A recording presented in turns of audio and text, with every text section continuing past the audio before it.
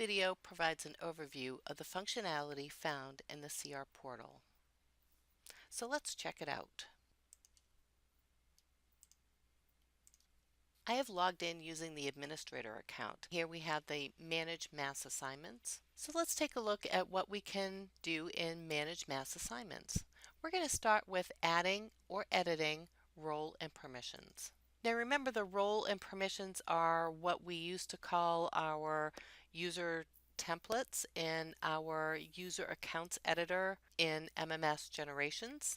So we're going to add a new role, and this is going to be for my teachers in the high school. The type that you have available is either staff, teacher, or admin. So I'm going to select teacher, and I'm going to add that new role. And here we're going to indicate which school that they will be able to log into when they get into MMS. We're going to click on add.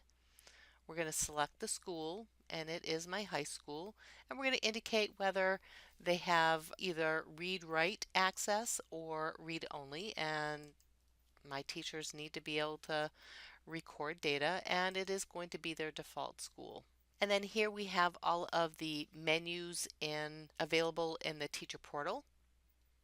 And I am going to check all permissions for teacher, and that is going to give them full access to the teacher portal. And I am going to save my role permissions. Do look at this list. You can see that my admissions role is indicated for the staff portal, test 2 here, and that is for an admin user.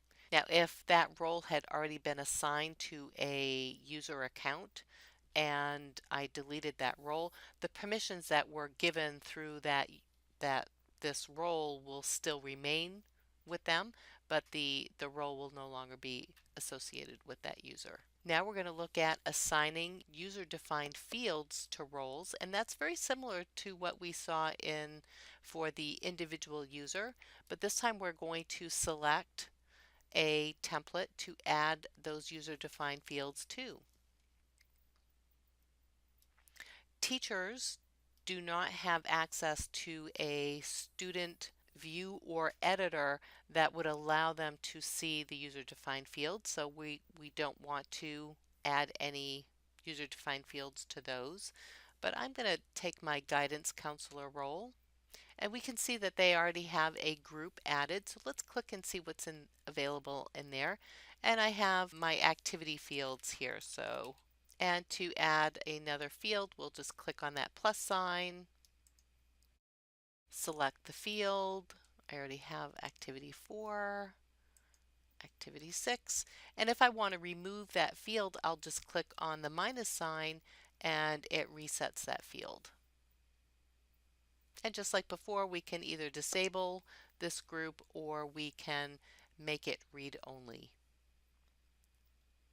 When we are done, we are going to save all. We can click here and that will add a separate group, and there are up to 20 fields per group that you can add.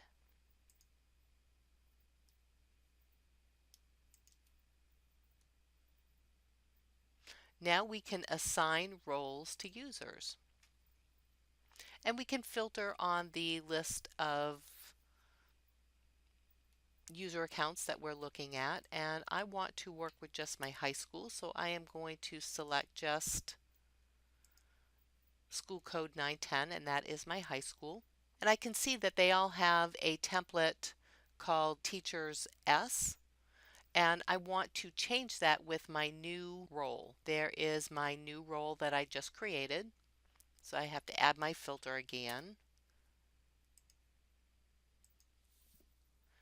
I can hold down my control key, I can select the first and scroll down, and holding my shift key down I can select all my user accounts here and then select the template that I want, and it tells me how many users I have selected. I have 28, and I am going to assign this role, Teacher High School, to my selected users. and it will override any privileges or roles previously assigned. And there we go. The next, we're going to assign default school year to users. And in MMS generations, when we had those user templates, we actually associated the school year with the template, and then we would reapply the template. Here we kind of divorced the two, and they are separate. I have available to me only my active school years in my database. So I do want to assign my 17, 18, and I do see that for the most part they have already been assigned. But we would select, so let's go back to our 16, 17 just so I can show you how this works. I can select all my users, and then I can process the selected user. So we make it very easy to either select just a few people, or when it's ready for everybody to start moving over to the new school year, you can do that as well. And so I'm going to process my selected users, and now everybody is going to be back to the 16-17 school year. Like with other areas here, we have a filter where we can filter on just specific name and process them that way. I'm going to select all my users again and change them back to the 17-18 school year. Thank you for watching this video.